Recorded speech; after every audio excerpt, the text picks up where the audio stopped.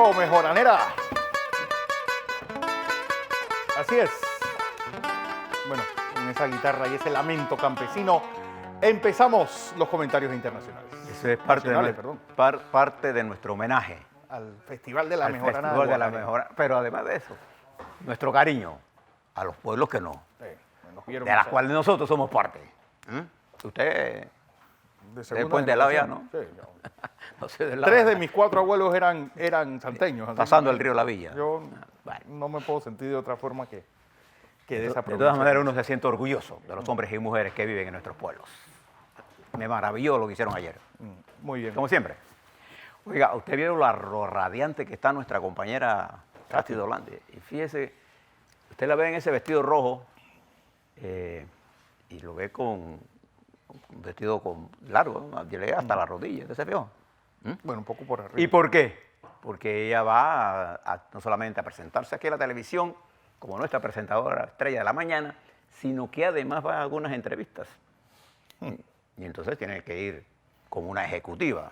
Este sábado presenta Casti Dolande su taller de seminario de imagen. ¿Qué les parece? Felicitaciones a nuestra, a una niña de 7 años y a esta joven nuestra aquí. Un poco más. Un poquito más, un poquitito nada más. Un poquitito nada más. Una niña y otra niña. Exacto. Señalando el camino a nuestra juventud. Oiga, algunas cosas que está pasando en nuestro escenario. La primera, este problema de los servicios públicos. Desde este fin de semana, en la plataforma de MásMóvil, que estaban haciendo unas innovaciones, según la gerencia, en varios comunicados, mucha gente se quedó sin data. Y después primero dijeron que era data solamente. Muchos nos quedamos sin data y sin celular. Y claro, cuando usted llamaba, era difícil conseguir información, escribía por gusto. Presenté varias veces para preguntar qué era lo que estaba pasando y qué hacía. En una de esas me contestó muy cortésmente Julio Spiegel, que es el gerente de esa empresa. Después mandé, por la forma que me dijo, mis puntos de vista. Jamás recibí ninguna información y todavía tengo problemas. ¿Qué es lo que quiero rescatar de esto? Yo creo que los usuarios del sistema se merecen respeto. Y la primera cosa que tienen que explicar qué pasó, qué está pasando, ¿no? ¿Sí? Y qué van a hacer para resarcir a los usuarios, a los miles de usuarios que se quedaron sin data, se quedaron sin comunicación. Hay gente que vive de eso, que su trabajo es ese. Uber, la gente que maneja Uber, la gente que tiene apetito. Usted no tenía forma de comunicarse. Yo estaba preparando algunos informes y no tenía internet, no tenía nada. Entonces, uno intenta resolver el problema, te ponen un call center ahí, tiempo, te dicen una dirección electrónica, tú escribes, no te contestan. Yo quisiera pedirle al director de la Autoridad de los Servicios Públicos que hoy le dé una explicación a este país. Si es iban a hacer un cambio de plataforma, ¿por qué no corrieron en paralelo ambos sistemas? Bueno, hoy hay una conferencia de prensa de la SEP sobre la televisión digital y el apagón ya análogo, así que es un buen momento para aprovechar y hablar sobre esto. Sí, yo creo que deben dar una explicación. Y yo creo que la Autoridad de los Servicios Públicos debe ser enérgica con las empresas que prestan estos servicios. Enérgica. Ahí en esa empresa particularmente nosotros tenemos como Estado parte de nuestras acciones. Pero no puede ser que ocurra una cosa como esa y nadie sea sancionado. Y no hay una explicación real a la comunidad. Eso está pasando el fin de semana. Y a eso del domingo, como a las 4 de la tarde, decían, se ha restablecido el servicio. Bueno, sería para algunos, porque para otros sigue igual. Entonces yo creo que la empresa le debe una explicación y debe resarcir a los usuarios del sistema por esto que pasó. No fue 15 minutos, no. Fue casi prácticamente día y medio que tuvimos en este problema. Y nadie explicaba, comunicados muy escuetos. Por un principio decían que era data y después le añadieron voz. Yo tuve que escribirle a Mayer Mirrache que lo que me dijo literalmente es que el sistema se cayó. Con esa franqueza que caracteriza a Mayer, me dijo, no se preocupe que el sistema se cayó, pero creo que lo están levantando. Fue Mayer el que Me explicó. tuve que llamar a una ingeniera para que me hiciera un ajuste y por ella tengo algo de comunicación en mi teléfono. No sé si ya se fue. ¿Usted no cree que todos nos merecemos respeto? ¿Usted no cree que los servicios públicos son eso? Y yo espero que la autoridad de los servicios públicos le explique al país qué pasó. Porque también hay y tome las medidas del caso. Hay que mencionar esa multa de $15,000 puesto de Acodeco a Digicel, otra compañía telefónica por publicidad engañosa. Acodeco puede hacer eso. Acodeco no es la responsable de las autoridades, de las empresas de comunicación reguladas por la SEP, ni eléctricas ni de agua. O sea, Acodeco sí puede actuar cuando vea que hay publicidad engañosa, sí. Pero a la empresa como tal, en el servicio que presta, no, porque eso está regulado por la autoridad de los servicios públicos. Y ahí es donde debe haber una comunicación expedita, ¿no? Usted se imagina la cantidad de gente que se quedó incomunicada. Bueno, y vuelvo y caemos en el sentido de que eso para un mundo como el actual, donde si tú no tienes celular, es como si estuvieras desarmado. Como hay gente que solamente pide los fines de semana comida a través de Apetito o a través de alguna plataforma de esta. Hay gente que vive pues trabajando de Uber. ¿Y cómo te comunicas con tu Uber si no a través de esto? Es decir, yo el todavía celular no tengo... es una herramienta que yo creo que no ha habido antes en la historia algo que el hombre dependa tanto para su vida diaria actual. Sí. Como Por ejemplo, nosotros aquí necesitamos la data. Bueno, ahora no tengo ninguna data. Nada. Tuve ayer a las 3 de la tarde, regresó y ya hoy amaneció nada. Pude hoy llamar por teléfono. Yo pensé que no iba a tener comunicación de voz. Sí tengo, por lo menos hasta hace unos 30 minutos. Pero no hay ninguna explicación. Solo comunicados. Sí, y yo reitero, yo le voy a contar. En la administración de Ricardo Martinelli se hizo un cambio de la plataforma del Banco Nacional, ¿recuerda? Que lo hizo el banquero Berbey. Y corrieron en paralelo por varios días el sistema.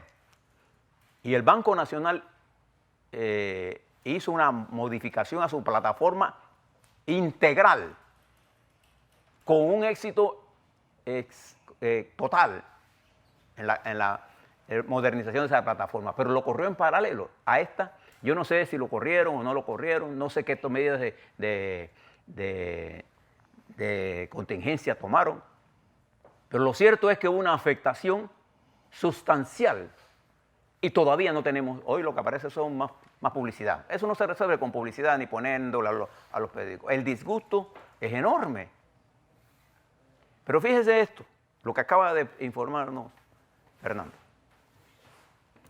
En Chitré, la empresa de distribución Naturgy ha programado para el 19 de octubre, el día del distrito en Chitré, un corte del servicio de 8 de la mañana a 8 de la noche.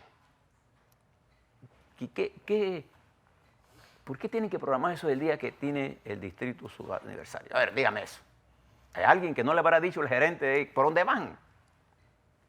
Y Naturgy ha venido dando explicaciones a través de comunicados que van a cortar la luz. Usted abre un periódico y salen 8, 9, 10. Y la mayor parte de la gente no lo entiende. Es decir, sí, tú haces un anuncio. Pero que parece que ellos creen que con eso están cumpliendo. Pero no van a aplicarnos si el sistema de protección de Naturgy está realmente sincronizado, que es lo que está creando parte de los problemas.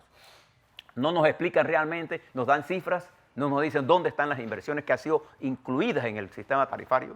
No nos dicen nada. Entonces, la gente tiene razón para estar molesta.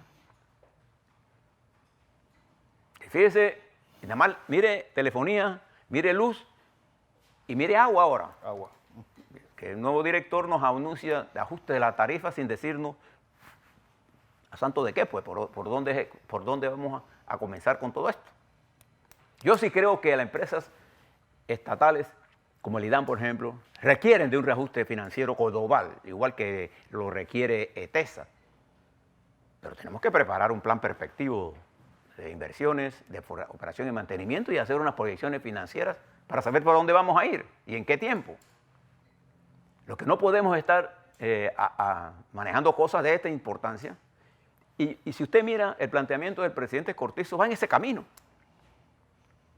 Nosotros tenemos que de quitar la politiquería de las instituciones y a irnos a la calidad del servicio. Y yo hago una exhortación, le agradezco mucho al señor Spiegel la amabilidad que tuvo de comunicarse, pero señor Spiegel, alguien en su empresa no está haciendo el trabajo. Si usted quiere saber, ayer miles de panameños estaban a punto de hacer cualquier cosa porque no tenían forma, nadie les explicaba nada, llamaban, te dejaban colgado de la línea, o te repetían el mismo, en fin, yo entiendo que había un problema, lo entiendo, pero las líneas incluso que te daban de redes, que no había nadie escribiendo. Y yo creo que la Autoridad de los Servicios Públicos debe reunirse con ellos y que ellos le digan cuáles son las medidas que van a tomar de resarcir al usuario. Si esto fuera lo contrario, si usted se le vence de su cuenta, le cortan el servicio inmediatamente, para que usted sepa. Entonces no podemos actuar. Esto no funciona en una sola vía. Esto funciona en dos vías. Y ya hay un disgusto, señores de MásMóvil, en la opinión pública de los usuarios de sus servicios por la falta de atención. Esto es una de las cosas más graves que está ocurriendo en los sistemas de empresas públicas. En el caso de las eléctricas, han eliminado, reducido a su mínima expresión la atención al servicio público y han tercerizado el control de daños, que a su vez se demora en la atención. Sin hablar de que si usted se le va, por ejemplo, yo le digo en mi caso, se fue el servicio a un microondas, un día llega un muchacho y dice, bueno, ya a las 3:30 me tengo que ir. Después pasaron 3 días antes que vinieran a conectarse una cosa tan importante en el mundo moderno como tener Netflix. Fíjese, ¿no? Entonces, eso es lo que hace a la gente disgustarse. Usted le pide explicaciones, nadie explica nada. Porque no hay consecuencias. Y después se van a quejar a embajadas, a gobierno, para que nos pongan presión a nosotros. Pero nosotros los usuarios tenemos más derechos. Si usted quiere preguntar la calidad de los servicios, pregunte lo que estaba pasando en Arreján con luz, con Chorrera, pregunte de todas estas áreas que Móvil decía que había data y que después que no había data, pero que había voz, y no había ni voz, ni data, ni nada. Vaya, pregunte cómo está la gente. Y vaya usted cuando se va la luz, las afectaciones en el agua. Estos son los problemas que a la gente le importa. Sí. Bueno, lo dejo de este tamaño. Vamos a estar en comunicación con la Autoridad de los Servicios Públicos para ver qué medidas se toman con respecto a esto. Ahí es donde nosotros necesitamos apretar la cintura, la correa. Bien. Algunas cosas importantes que están ocurriendo, Fernando. Hoy, en un comunicado público, ¿usted lo tiene por ahí? Sí. En un comunicado público del Ministerio del MIBIOP, la ministra del ramo, Inés Zamudio, acudirá junto a su viceministro y al director. No, aquí dice lunes 30 de septiembre, hoy a las 11 de la mañana, la ministra Inés Zamudio, los viceministros Rogelio Paredes y José Batista, asesores legales y auditores de la institución, presentación de denuncias penales por irregularidades encontradas en el periodo administrativo 2014-2019 en el Ministerio de Vivienda y Ordenamiento Territorial. Esto será en la Fiscalía Anticorrupción, edificio Avesa, Vía España.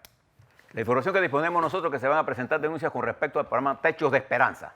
Por ahora. Que el ministro saliente, ex ministro Chaleco, les dijo, si tienen algo presente en las denuncias, bien, aquí están las denuncias que se van a presentar ante la Fiscalía ahora. Y vamos a ver, vamos a darle seguimiento, le estaremos informando de lo que ocurre. Igual se presentaron denuncias sobre el programa de Sanidad Básica. Sanidad Básica. Se presentaron. Igual se han hecho denuncias públicas sobre el manejo y compra de arroz en el IMA. Y yo siempre he sostenido que el IMA no fue diseñado ni creado. Hay resoluciones que han intentado hacer esto, pero por ley el IMA fue creado para comprarla por la producción nacional, que es lo que está haciendo ahora. No para estar comprando arroz extranjero. Y habíamos denunciado hace tiempo que se estaba comprando arroz extranjero, se traía y se reempacaba aquí localmente, y en el reempaque se cobraba una cima nacional y por ahí va la cosa. No solamente eso, sino que incluso crearon una organización particular para que fuera el que le comprara el reloj extranjero para que se la vendiera a Lima. Es decir, para que veas la clase de irresponsables que nosotros tuvimos al mando ahí. Bien. Y en el marco, quiero tocar dos temas de centro. En el marco de la situación política general del país, debo señalar que después del proceso electoral y transcurrido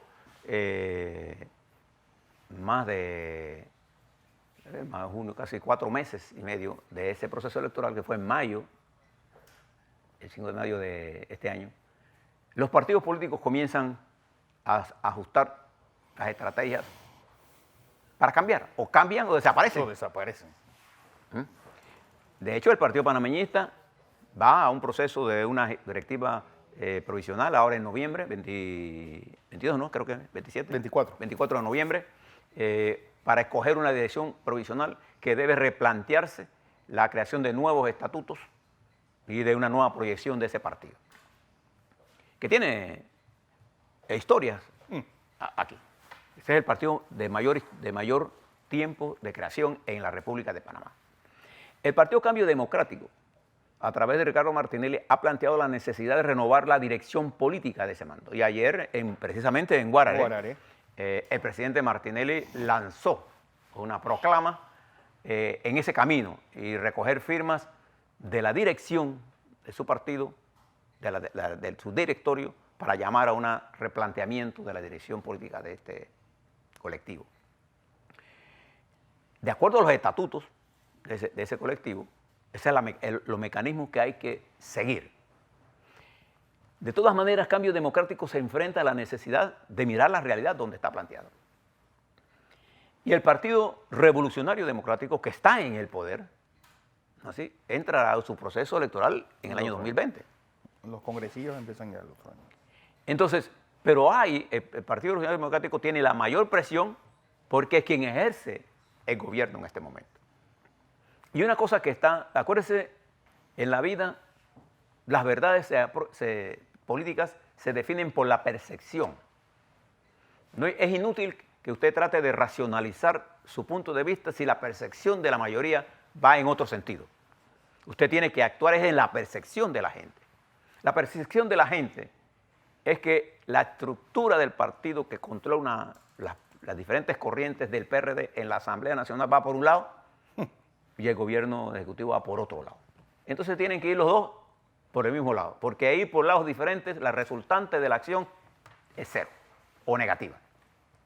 Y eso no es bueno para el país, particularmente en los momentos de confusión global y de apertura de repartos de espacios comerciales y espacios de participación. Entonces tenemos que actuar como país en el plano ideal. ¿Qué es lo que le conviene a Panamá? A Panamá le conviene que el Partido Revolucionario Democrático, su dirección, su asamblea y su bancada tenga un nivel de entendimiento correcto con el presidente de la República. Y que a su vez el Partido Revolucionario y el presidente de la República tenga una coordinación para temas fundamentales con los partidos para ver cuál es la agenda que vamos a empujar en cambios fundamentales. ¿Cuáles cambios, por ejemplo? El cambio de la Caja del Seguro Social. ¿Es un cambio?